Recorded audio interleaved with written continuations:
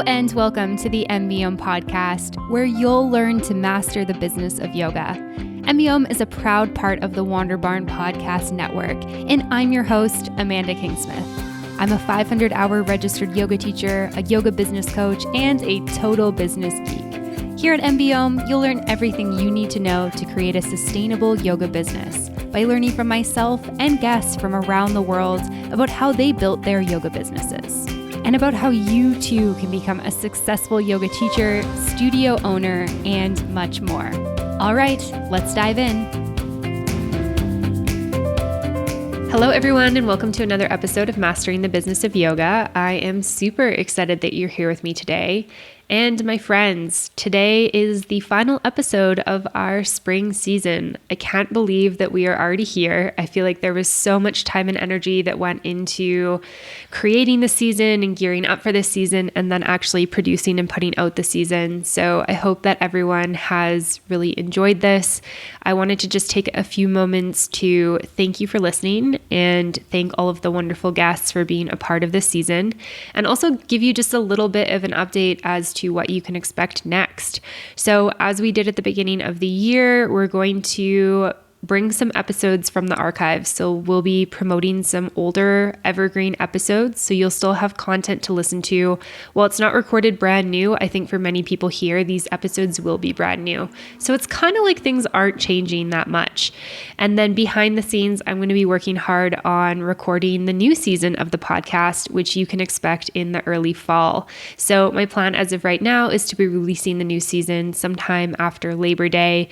And once again, it's going to be about 13 episodes, about 3 months. It's going to take us through till around American Thanksgiving. Yes, American Thanksgiving, because I'm Canadian and we have our own Thanksgiving, which is in the beginning of October. Fun fact if you didn't know.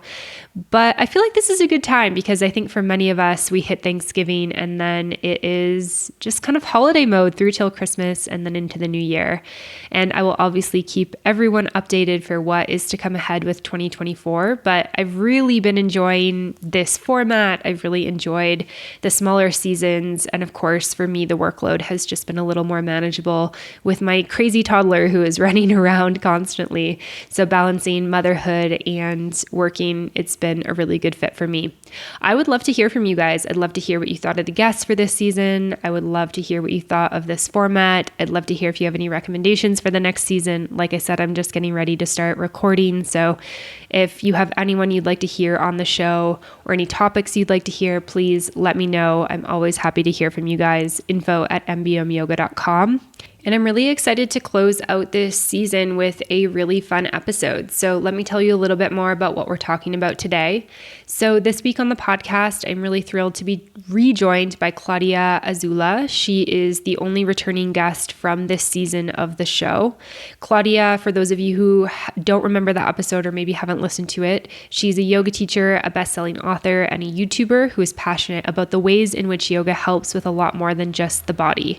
Claudia joined me on the podcast in 2022, and one of the things that we just briefly touched on near the end of the episode was self-publishing a book. And I really wanted to dive deeper into what it's like to self-publish a book. So Claudia joined me for the second episode, the second conversation, to talk a little bit more about what it's like, and we go pretty deep into that. So in this episode, Claudia shares her writing process, what it was like to actually get her ideas on paper, getting the book edited, finding people to format, design, help her upload the book to Amazon, the challenges and obstacles that she faced along the way. She also gives us a price breakdown, so how much it costs to actually self-publish a book, since if you're self-publishing, you don't have a publishing house that's paying you. So there's a little bit of upfront fees. She also talks about marketing her book and much more. And if you're interested in writing and self-publishing a book, this episode is really jam-packed with info. And while this might be, you might be like, why on earth are we talking about this when we're trying to build yoga businesses? I think this is super relevant to a lot of us because so many people I've talked to have a goal to write a book. And I think that writing a book is really amazing and also really hard. And in this episode, you're going to hear that I talk about, hey, I'm working on a project, which is why I wanted to pick your brain about this. So there's something cool and something fun coming with MBOM. really soon in the next couple of months. So stay tuned for that. But know that it has to do with something around the topic of self-publishing. So good stuff ahead, and I hope you guys enjoy. Before we dive into the episode, of course, I want to give a little shout out to Offering Tree.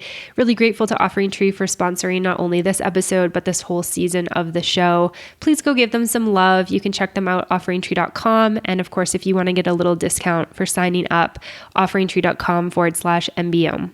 All right, I'm going to tell you more about Offering Tree and some of the amazing updates and things they have going on a little later on. But for now, let's dive into the episode. Without further ado, here is Claudia. Welcome to the podcast today, Claudia. I'm really excited to have you here with me today. Thank you, Amanda. So happy to be here again. Yeah. You are the only returning guest for our new season of the show. So really excited to have you back with me. And one of the reasons I wanted to have you back is because when we chatted, a number of months ago, we started talking about your books, self-publishing books, and we just touched on it super, super briefly because I think it was at the end of our conversation. And after we stopped recording, I was like, I want to pick your brain more on this. So we're going to focus, I think, most of the conversation today on self-publishing a book and all the things that go into it, because I think there's a lot of yogis, yoga teachers, studio owners who have an idea that they want to share, and it's just not within their wheelhouse. They're not trained on how to do it. I know I'm certainly in that boat as well. So excited to learn from you. But before we get there, can you catch us up on what you've been up to? It's been, I think, a good 6 months since we chatted last. Maybe update us on what you've been working on, where you've been at, all that good stuff. Yes.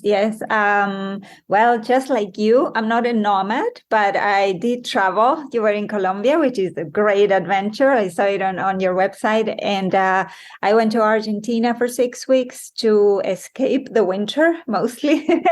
And from January to February, and to see my family, which is there. I find that family, when I get along with them, which is most of the time, it's very reassuring. There is that release of oxytocin, is good for the soul.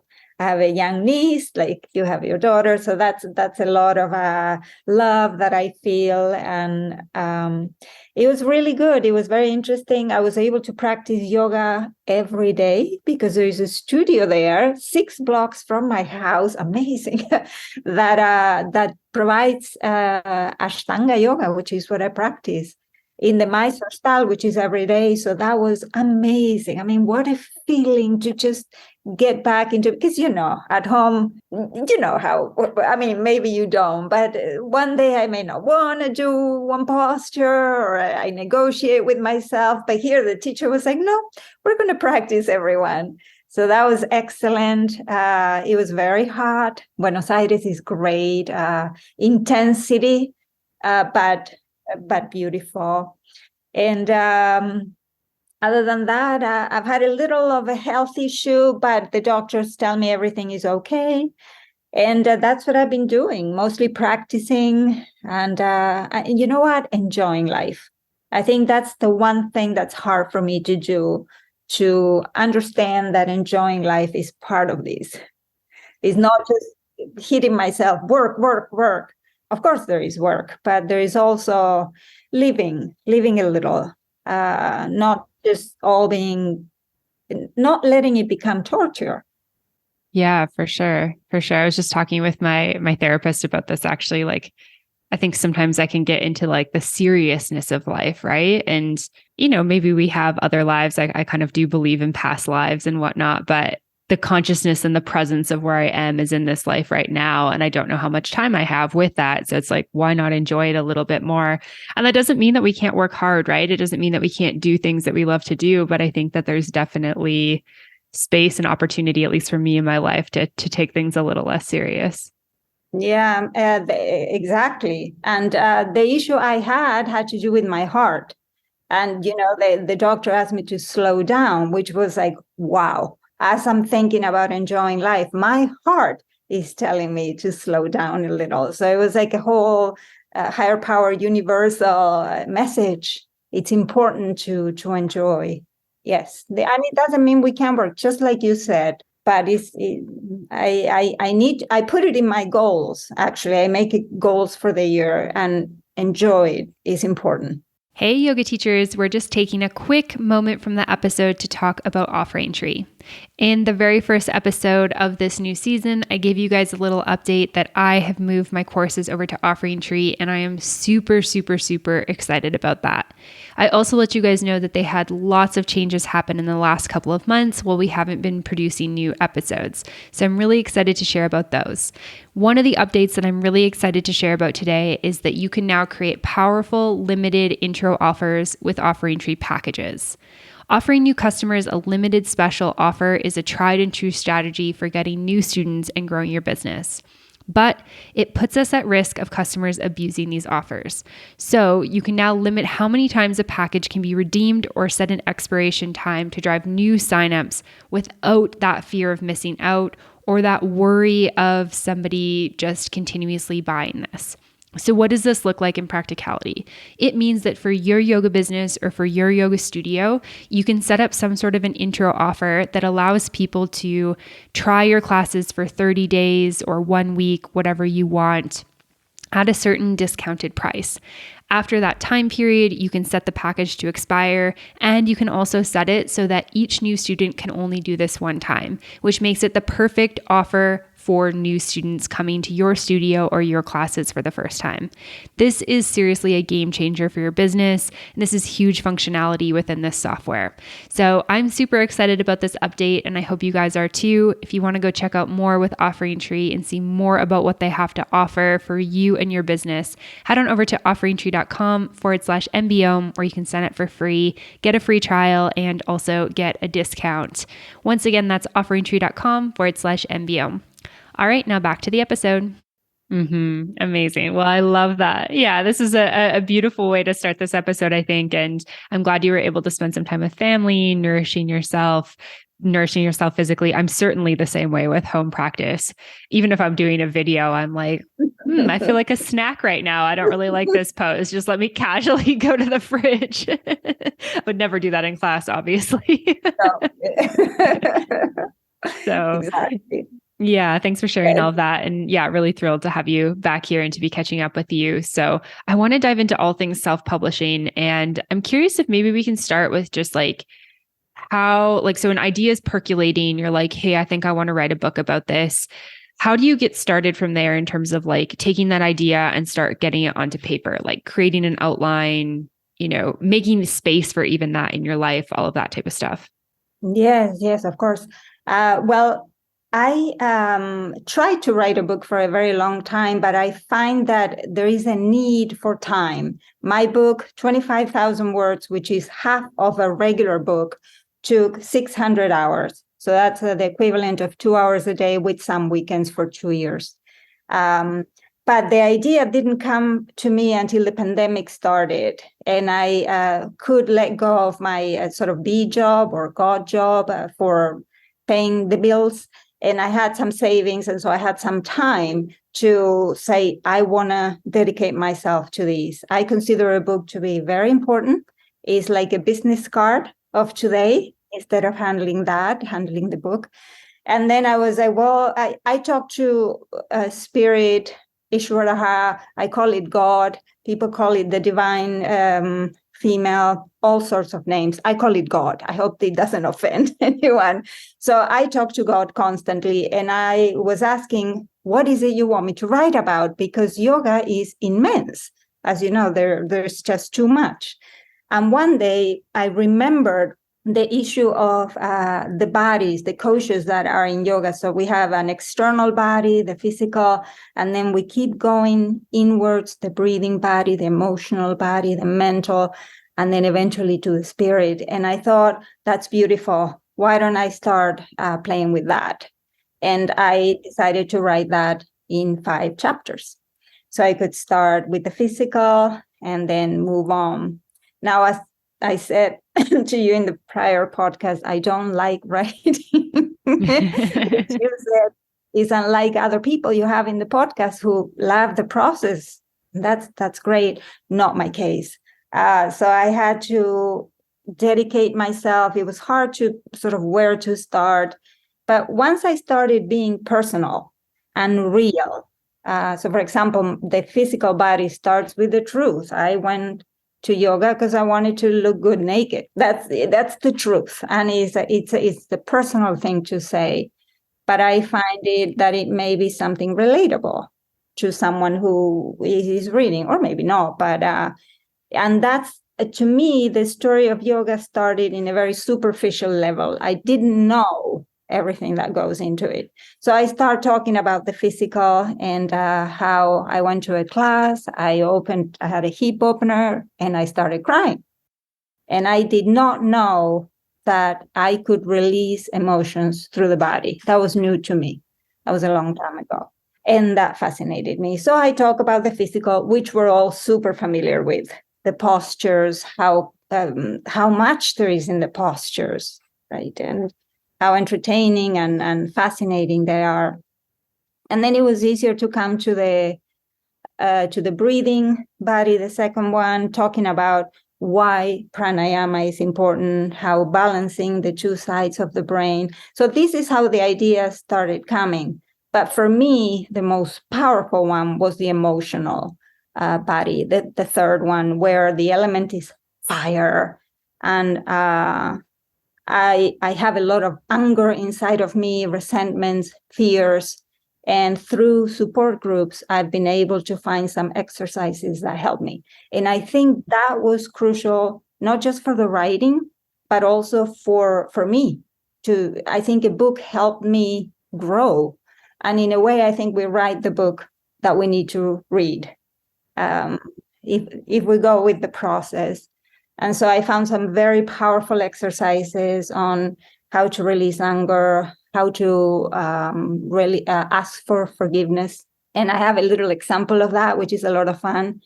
How to say I'm sorry to people, which people would go and say, I did something bad to you. Said, I don't know, I didn't, but say I stole money from you as an example. And I want to say I'm sorry. The wrong way would be to come and say, hey, Amanda, I'm sorry, I stole money from you, because that just puts the burden on you, has nothing to do with you. I feel like I let it go and there's nothing, there is no exchange. But I found out that the right way would be to say, Amanda, I stole money from you. Would you mind telling me how you felt when I did that? Because if you tell me I felt cheated, I felt upset, then I can face the consequences of my actions. Then I can see, oh my God, I really hurt someone. And then from a heartfelt place, say, I'm sorry. And how can I make it up to you? So learning about all of these processes sort of guided me towards the next party, which is finding my life mission. And for that, we need to be clear. We need to have an open heart. We need to be able to follow the yamas and niyamas, to not hurt people, to be able to say, I'm sorry. And then finally, the spiritual yoga body, which for me is joy. Mm-hmm. It's happiness, is what happens when things are clear. So for me, yoga is about letting go. And so I was able to put my experience into the book, and that helped me. That helped me write it. And then I put some videos to go with it so that people can practice along. They're on YouTube. And I have, if someone wants to look at, say, the first chapter, I'm not charging, but in my website, I put a link so people can see the first chapter and I think the last one, the pictures. So if anyone wants an example, it's free. You can just download it and look at it. And just to get an idea of what can be done in self-publishing. I know you have a book out there too on Amazon. Yeah.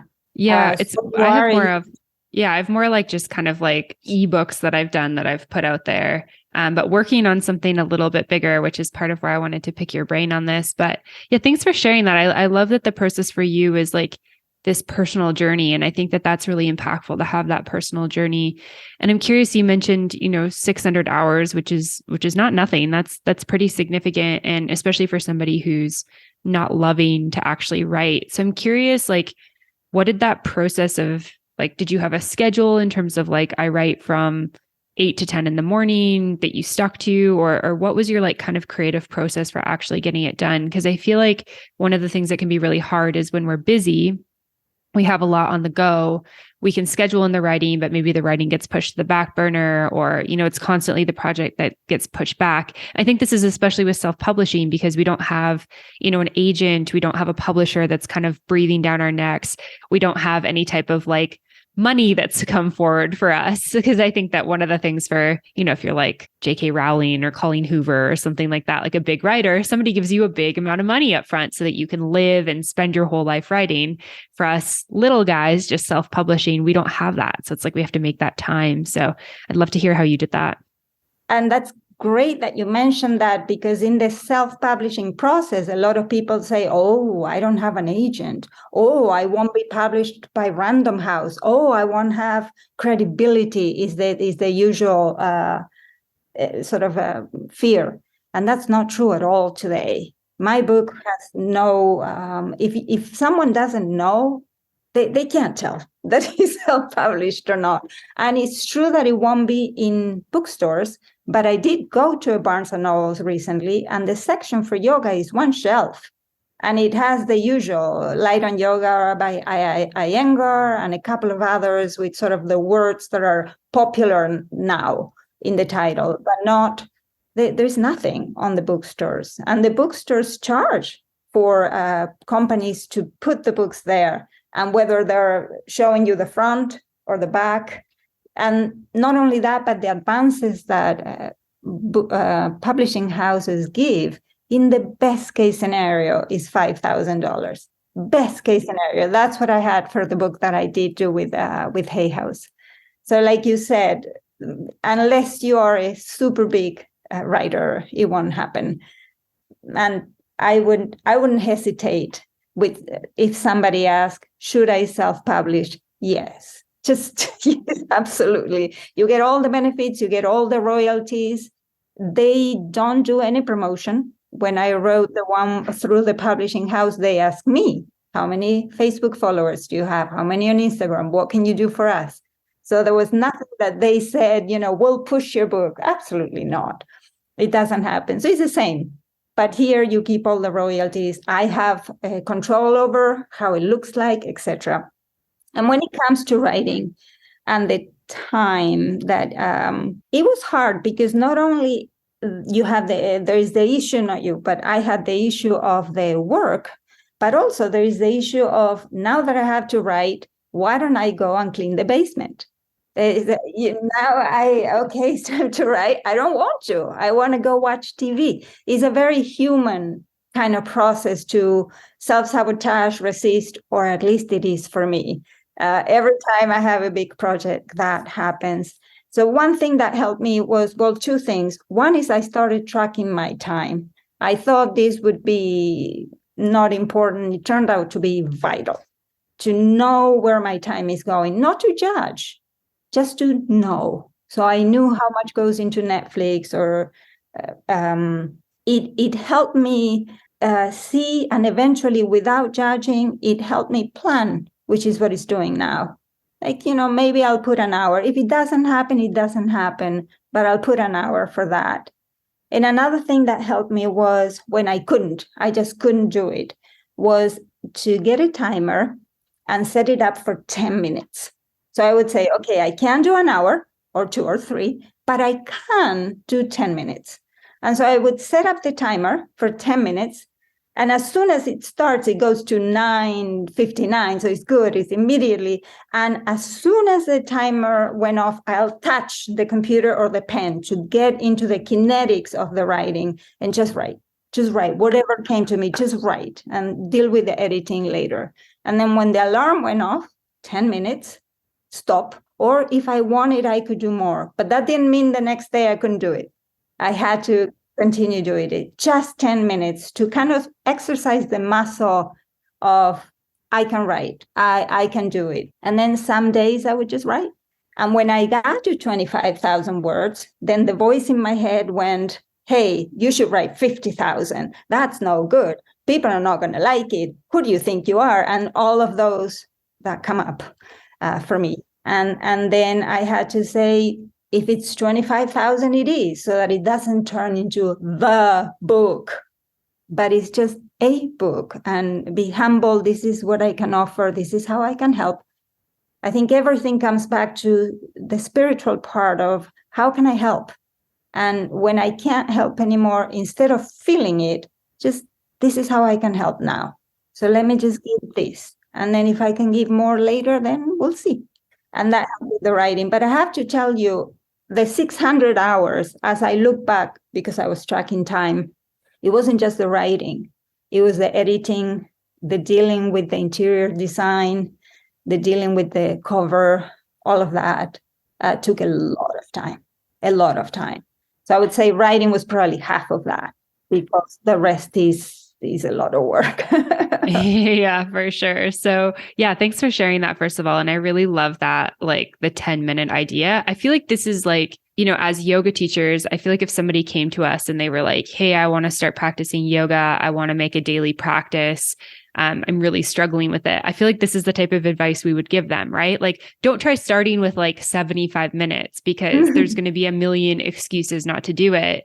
Set a timer for 10 minutes, move your body. If you want to keep moving, keep moving. And if you don't, then you call it good for the day and you move on. So I love kind of like applying that idea that I think that's what I would tell somebody if we wanted to start. It's like building a ritual or knowing that I can do it. Yes. The trust in yourself that you'll sit down and do the writing for at least 10 minutes. I had a yoga teacher once tell me, if you don't feel like practice, he said, roll out your mat and stand up at the front of it. And then unroll it, roll it back up and don't do anything else. And I thought, oh, well, I can do that. And that was the equivalent for me of the 10 minutes. And then one day, maybe you would feel like, he said, doing a sun salutation. I don't know, like an invitation. So yes, I agree with you. It can be used as a teaching mechanism. Yeah, absolutely. And so I'd love to dive into that second half of the process that you were talking about that took so much time. I'm curious, like, what did editing look like for you? Like, did you go through and give the book like a once over and then hire somebody else to edit, or what was that like? Yes, and I will break down the cost later on so that you even have an idea of that. I looked everywhere for an editor online. I wanted someone to edit, and I am very lucky to have a boyfriend who is amazing and has worked as a copywriter. So when I hired an editor, I didn't have a lot of money. So I found a company that would help me. And this company, it was just a ripoff, really. It was, I think, $500. They returned it back to me within 2 days. They pushed me to pay, and the actual editings didn't even have a spell check. So I think it's so important to ask a lot of questions before going into hiring an editor, and also having it in writing. What's going to happen? I need you to go over it, find spelling, find rhythm, melody, consistency, all of those things that are important in a book, so that the book can kind of flow, especially for someone who's not such a good writer like me. And so my boyfriend and he helped me. He would rewrite, and then we would read each chapter out loud. And in reading it out loud, things wouldn't, no, this doesn't sound right. This sentence is not clear. And it's a lot because it's going sentence by sentence. So the anxious me had a lot of trouble saying, let me calm down. Let me call on to God, help me with this. Give me the willingness to go one step at a time, read it again and again.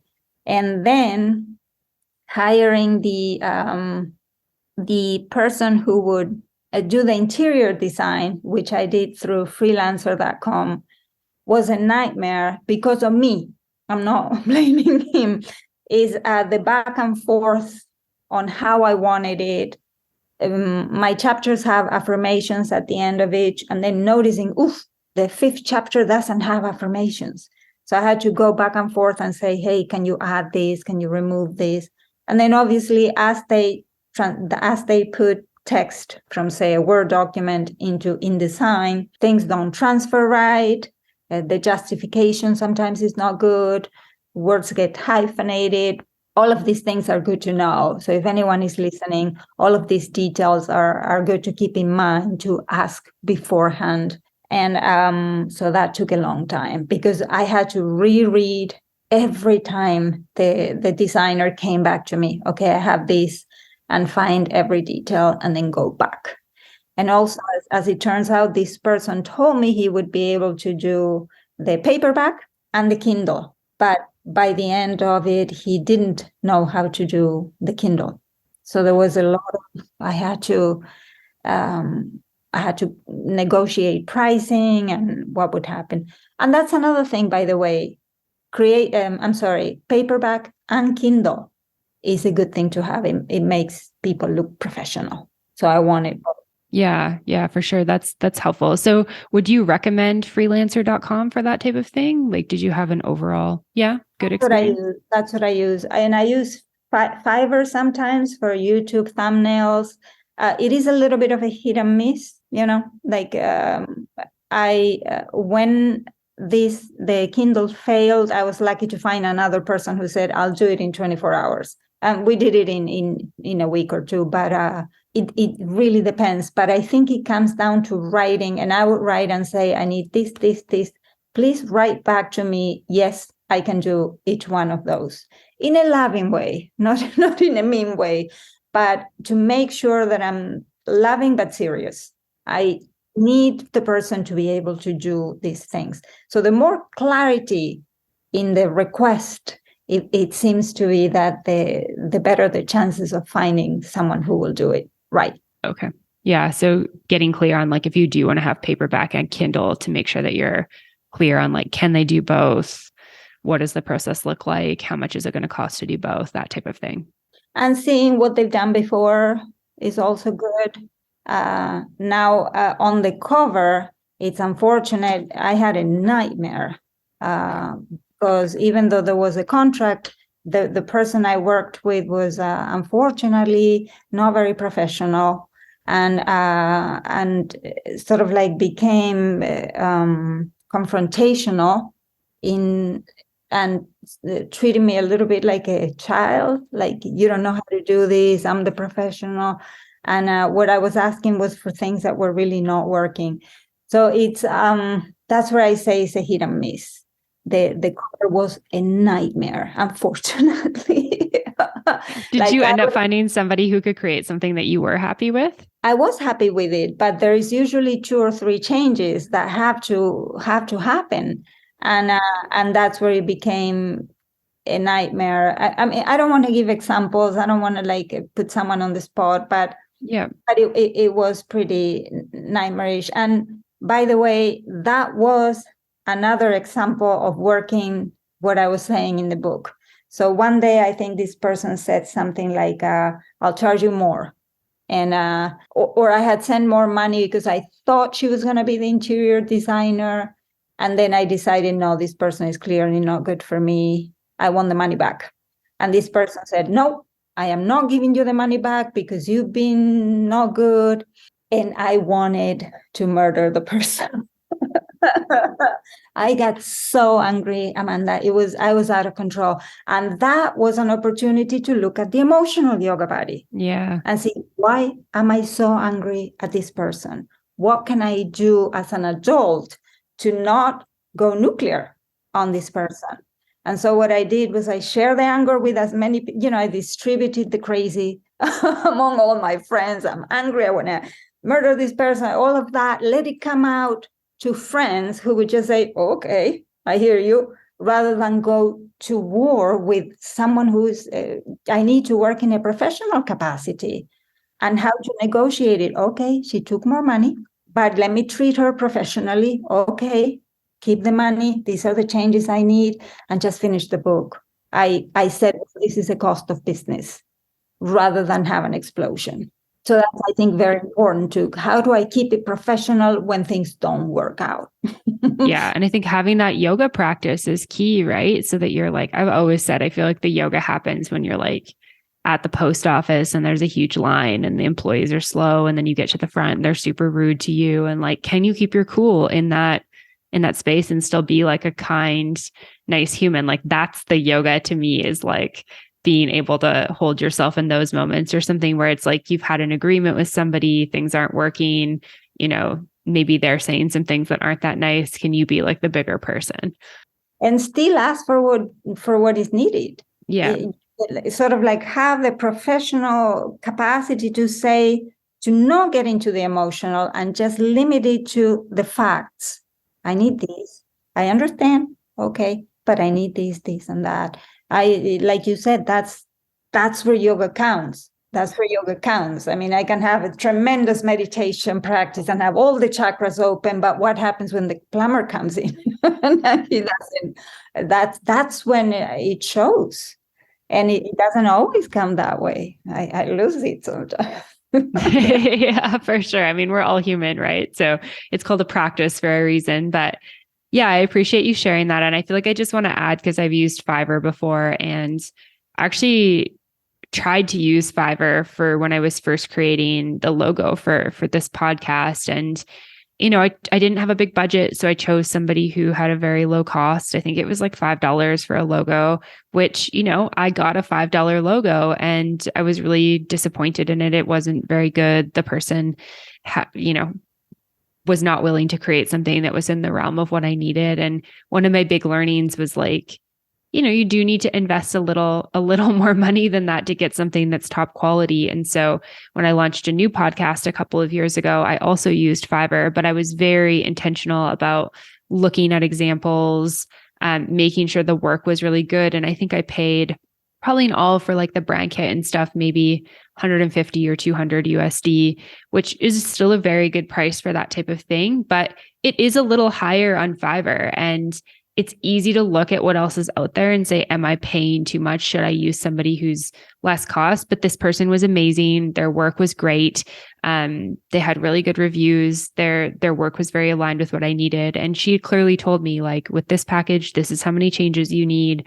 If you need more, this is how much it costs. And I think just being really aware of that and making sure you can communicate what you want with those people is really important. And I had such a different like night and day experience with Fiverr between like going the really cheap route and not being happy, and then spending a bit more money and being really happy. So I feel like what I learned is that it's worth it sometimes to spend a bit more. Yeah, like the saying, we get what we pay for, which I also see as a yoga teacher. If I'm not paid what I know my market value is, I'm going to resent it. Yeah.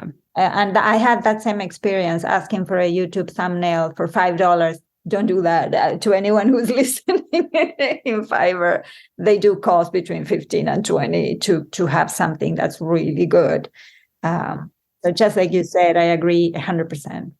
Yeah, for sure. And so you went through the process of editing, getting everything edited, everything designed. And then what did things look like from there? So you've got, a Kindle version. Did you do like Amazon on demand, or did you actually get like a bunch printed for you? I did Amazon on demand. I do everything Amazon. The ISBN is an issue. There are companies that charge you, I believe, for an ISBN. It's about $100. That's the identifying number for the book. And if you have the paid identifier, you get into the Library of Congress. I didn't need to get into the Library of Congress. And so Amazon gives me a free one, free for the Kindle, free for the paperback. I could also do the hardcover, but, I didn't want that, especially for a theme book. And so the process of uploading to Amazon is very easy. They send you this, well, I'm showing you because we're in Zoom, but it's sort of like it says not for resale, and it has a border, so you get to see it beforehand. And uploading it, the one thing to consider is what category to put it under, because say yoga there's a million books under yoga, so it could be under subcategory yoga, hatha, occult. There is a category, and maybe even change categories to see which one works better. The description is super important. The bio, this I learned from a bestseller author, to put just the basics. Claudia is an author who practices this, has private clients, lives here, period. One sentence. And then inside the book, yes, I have a cat and a dog, and I like this and that, but not on the back. And a very good picture on the back. I think people need to see the person.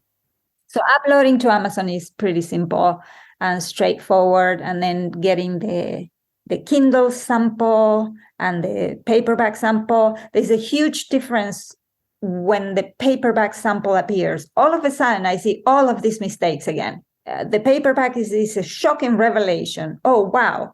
The ISBN page is in the beginning instead of the title. I didn't see it. In the computer, is not the same. So I had more changes after seeing the sample book. And is very, very important. So, and then is the nerve-wracking moment of saying publish. And then comes marketing and all of that. But before that, I wanted to have the audio. And if you wanted to talk about that. Yeah. Share with me a little bit about that. I don't know anything about that. Yeah, the Audible, I find it that when people can hear the voice of the author, they can either fall in love with the author or hate it, but have a reaction is important, or it was important for me because I had done it before and I knew how important it was. But the last thing I would recommend doing is going with your Mac to a closet and record it. That is a no. That is a huge no. It has to be a studio. And that's where, like you said, with Fiverr, we pay for what we're getting. So I went to a studio in New York City. I had a booth, and there's two engineers checking that what I'm saying is right. They asked me if I was pronouncing Krishnamacharya right, and I'm like, come on. I said Krishnamacharya a million times, but they still wanted to Google it and hear the sound. So they're very on it, like, oh, you said in instead of on. Are you sure that's a right fact? And anything that comes out wrong, I could say, let me say that again. And so they make notes as they edit, and then there is an editor. So the sound comes pristine. It's just beautiful the way in which it sounds. And they have checked every word. And then they send you the files.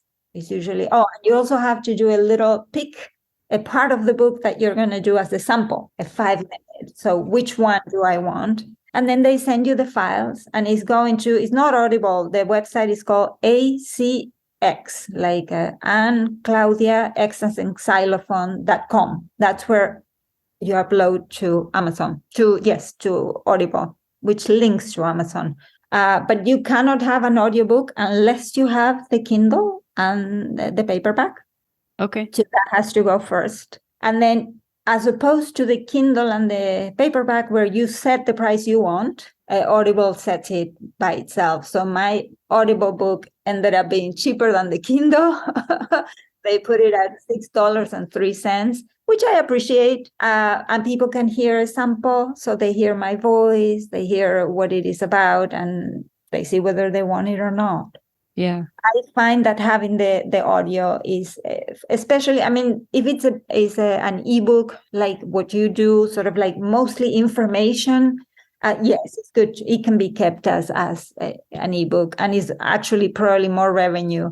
But if it's a book that you wrote with all of these considerations, definitely having the voice. And you may know this because of the podcast. People love hearing your voice. They become friendly with you. Is a way to communicate through voice. Yeah. Thanks for that. That's actually something I hadn't thought about with the project that I'm working on right now, but that's definitely some good food for thought, especially since I do have a podcast. So I feel like that could be kind of cool. But yeah, I think again, it's nice to hear that, like, I think there's just times and places when it's worth investing. And it sounds like that's one of the things where it's worth investing. And, you don't want to spend like, how many hours like crouched in your closet recording on GarageBand or something only. Yeah, for sure. And then only for like, I'm sure Audible does some sort of quality check for them to be like, no, we can't upload this. And then, not only have you wasted your time and energy doing that, it's like now you have to hire a studio, do it all over again. So nice to just know what that process is like. And on that note, also to remember when hiring the cover, that there'll be the need for the paperback, Kindle, and the cover for Audible, which is a square. instead of, and I like to put on the square, put narrated by the author, because that's different than having someone read it, and people may want to know that before they get a sample.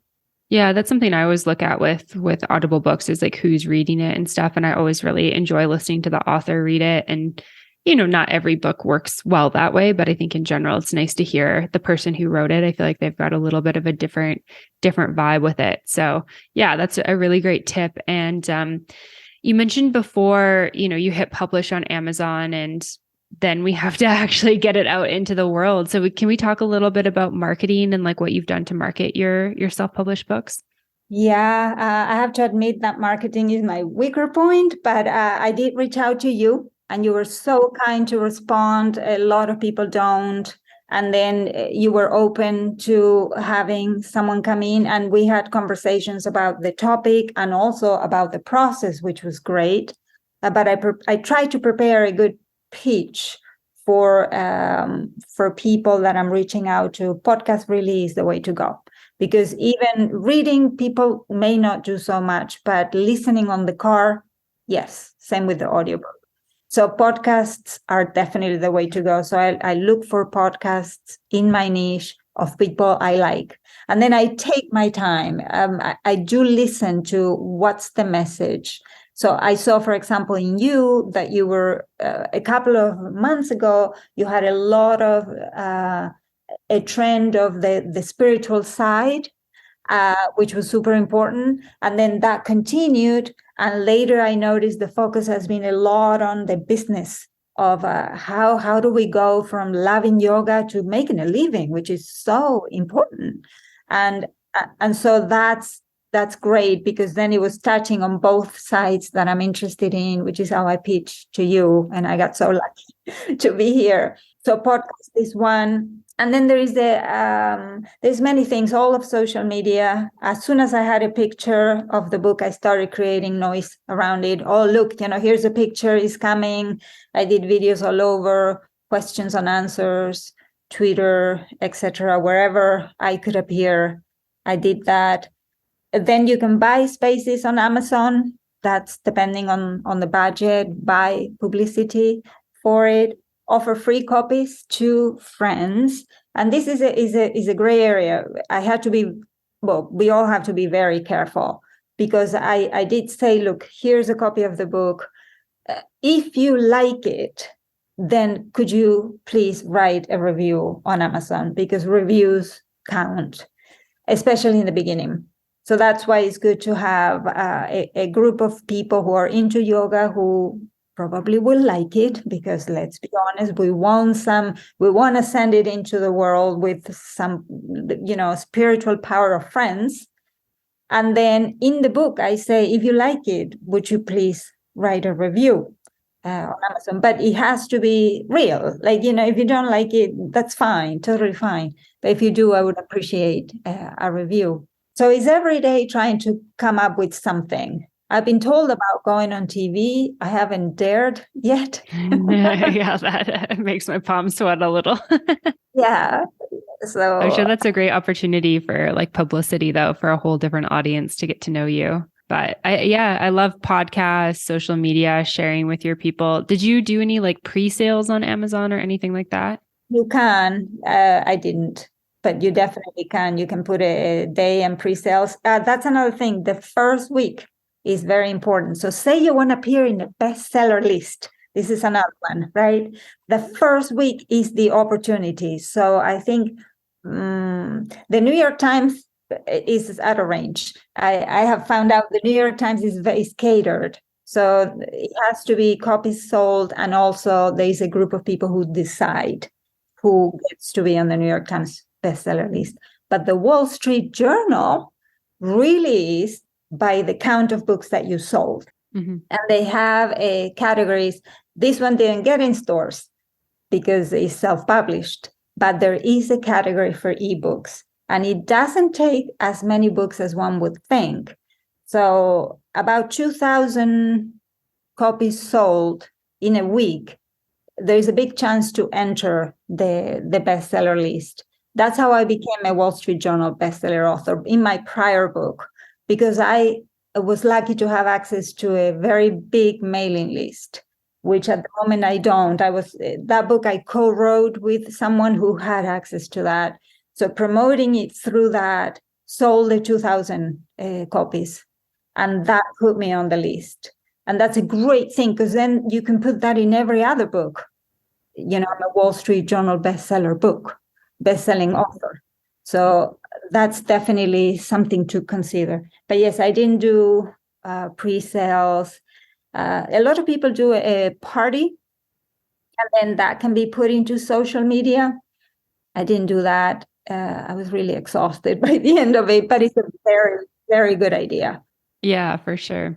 Yeah, I can imagine it's quite tiring. It's like once you hit publish, and this is the thing, right? It's like you do all the work to do the thing, you hit publish, and then you kind of just want to like revel in that, relax. And like, yes, if we should certainly celebrate the fact that it's done and it's out there, but it's like not quite time to relax, right? When you have to do a bit of the marketing and actually share with people that it's out into the world. Yeah, I did put in my goals for this year for the marketing side, to appear in podcasts as much as possible. But I also have to level my energy level, which is something you talk about in your show quite a bit.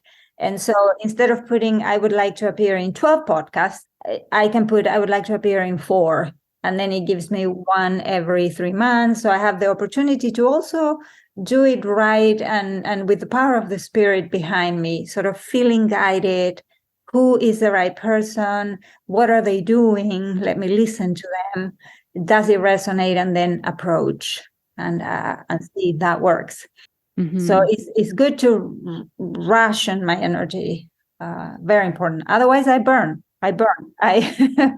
It just is too much.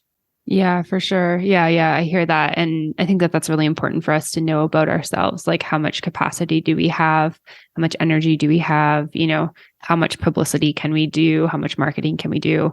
I mean, that's like knowing your energy and your capacity there is as important as having a budget, I feel like. Yes. And I think the big thing that helped me with that was tracking my time. Mm-hmm. Realizing how much time I'm spending, because then without judging, I learn, it doesn't take me an hour to do this. It takes me 3 hours.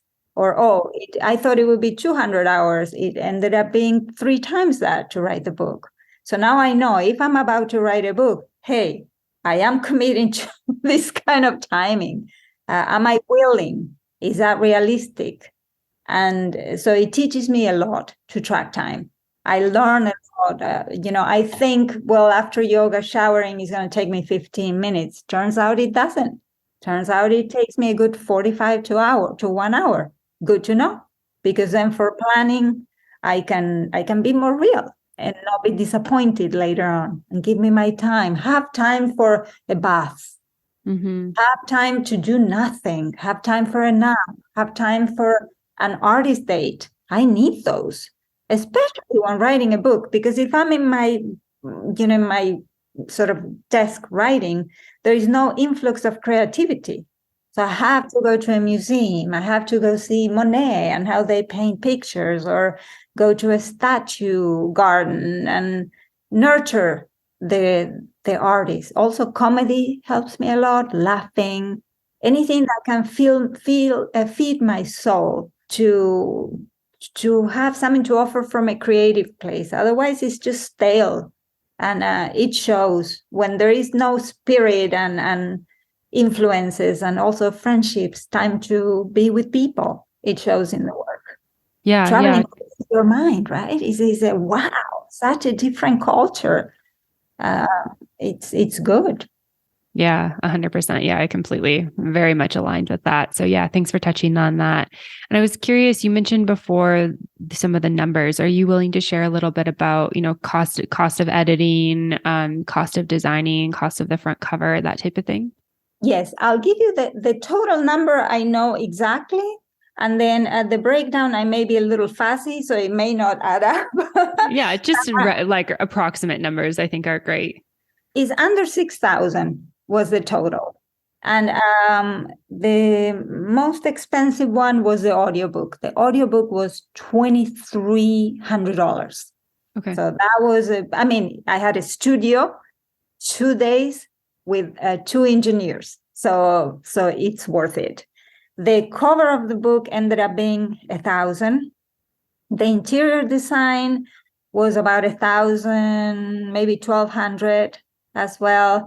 The photographs that I have inside of the book with some yoga poses, that's another one. A yoga book has to have some yoga pictures, has to have me showing some yoga postures. That I was lucky to have a friend take, because they have to be very high resolution. Like you can write this, it has to be 300 dpi. That's kind of like, the key number to know in resolution to appear relatively fine in printing in black and white. And then, so I did pay her $200 because she's a professional, and she was like, she didn't want to accept my money, but I took her out to lunch and paid $200. So it did cost that. And then I think that's it. On the editing, I paid $500, which was not worth it. So probably I would pay a little more for the editing and get more clear. I was lucky to have my boyfriend, so I did invite him to lunch and dinner a couple of times too, because he's helping me, and that adds to the cost. But it's my boyfriend, so I love him. I enjoy that. So it came out to $6,000 about. Okay. Plus the cost of my time, because if I'm not teaching or doing other things, that is time that's going into the book and is not producing income. Mm-hmm. So that, and it's been worth it for you? It's been worth it because I like having the book, yes. But it is 600 hours that I'm not teaching or looking for creating a retreat, which is an amazing thing you teach. It takes, how long does it take to create a retreat? So it's time that is not going toward that. But all in all, with the nightmares and all of that, I am very happy to have the book. I feel it's not selling an extraordinary amount, but I have a friend who does Reiki, and she also did what I'm doing. And she said, I published it 3 years ago, 5 years ago, I think it's 5, and eventually it picks up. Yeah. So it's a long run. And the other thing she did, which is a good idea, is translate. So have it in German, in French, in Spanish. Spanish is huge. And that can cost another maybe $1,000 on Fiverr, freelancer.com, better quality account for that. And then distribute in those markets. Have it in other languages. It's helpful. I want to do it in Spanish, but I can't right now. I can't. I need some rest. Yeah, for sure. Yeah, you've been hustling to get this out. And yeah, thanks for sharing so candidly all of that. I feel like that's all really helpful information. And I'm curious, Claudia, as we wind down here, do you have any final tips, words of wisdom for anyone who might be going through this process or wanting to go through this process? Yes, absolutely. Take care of you first. My own yoga practice, my own self-care, love, the manicure, the buying flowers, the playing ping pong, the going on an artist date, very important. If I'm not first, it's just not going to happen. Tracking time is very useful. And then also, as the anger comes in and the frustration and the fear comes in, I don't have time, but I do have some great exercises in the book of, for example, writing down all of the fears and showing them to someone so that they get out of my head, because there's a lot of saboteur situations that will come up. Who are you? Who do you think why would this book be good? All of that comes up in the whole process. So finding a way to spiritually turn that over to God and say, hey, help me here, because this is bigger than me. And also, I want to be of service. How do I become the channel for your words to come through? And remember that I am a channel, and try to connect to what you want me to say. What is this book about? And pray again and again. I'm big on prayer. But yes, the most important thing is me first. Yeah. Yeah. Beautiful. Thank you for that. I think that's a really great reminder, is that we have to always take care of ourselves, even when we're working on these big projects. And we don't want to come out of it feeling burnt out, like you said, because I feel like that's just we want to feel excited about sharing our book with the world. We want to feel excited about our project. And if we're burnt out by it, we're not going to feel that excitement. We're certainly not going to feel like we want to market it at that point, do publicity, et cetera, et cetera. So, or do anything else. Yeah, exactly. Yeah. Hang out with friends, see family, travel, even practice yoga. So yeah, I love that. Thank you so much for that, Claudia. And thank you for all of this information. It's been really, really great. I hope it helps. To any yoga teacher who's listening, do it.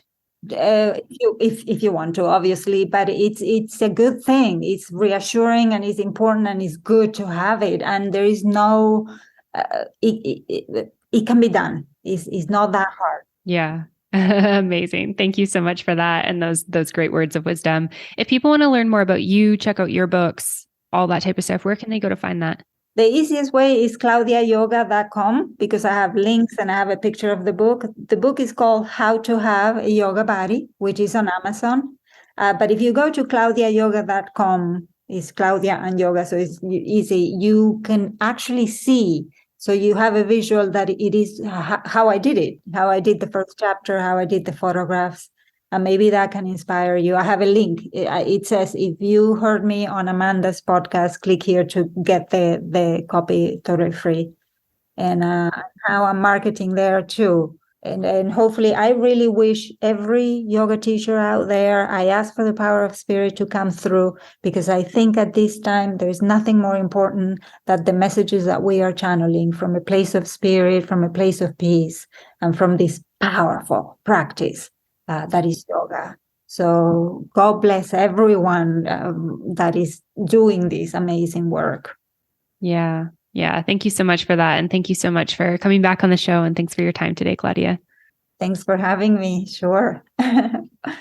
All right, everyone. That's the episode with Claudia Azula. I hope that you leave this episode feeling like you understand realistically what it's like to self-publish a book, and also maybe feel inspired and maybe empowered to do it, because I feel like really, truly anyone with an idea can do this. Make sure you go check out Claudia. She's got a lot of good stuff on the go. And of course, go check out her book. Her book is really great. And make sure you go check out Offering Tree. Give them some love. offeringtree.com/MBOM for a little discount. And once again, a big thank you to them for sponsoring the show. And of course, thank you for being here. Thanks for being here for this new format of the podcast. Thanks for sticking with me to the end. Thanks for listening and sharing and supporting this season. I truly could not do this without you guys. So thank you so much. Thank you for those of you who emailed asking me when the podcast was coming back. Thank you to those of you who have just been supporting and listening and sharing and all the good stuff over the last couple of months. I'm excited for the next couple of months to take a little break and to share some older, still relevant content with you guys, and then also to get a new season to your ears very soon. So stay tuned for more details, and we'll see you soon. Okay, bye for now. Thank you so much for tuning in for this episode of the podcast. To find links, notes, resources, and everything mentioned in today and all episodes of the show, you can head on over to mbomyoga.com. You can find the podcast and myself on Facebook and social media at Mastering the Business of Yoga. And I would love for you to join the private Facebook community, Yoga Business Badasses. If you have any questions, comments, or feedback, please make sure you reach out to me at info@mbomyoga.com. And last of all, if you enjoyed this episode of the show, please make sure you hit subscribe and leave a review for the podcast. It would mean the world. Thanks so much for listening, and I'll see you next week. Namaste.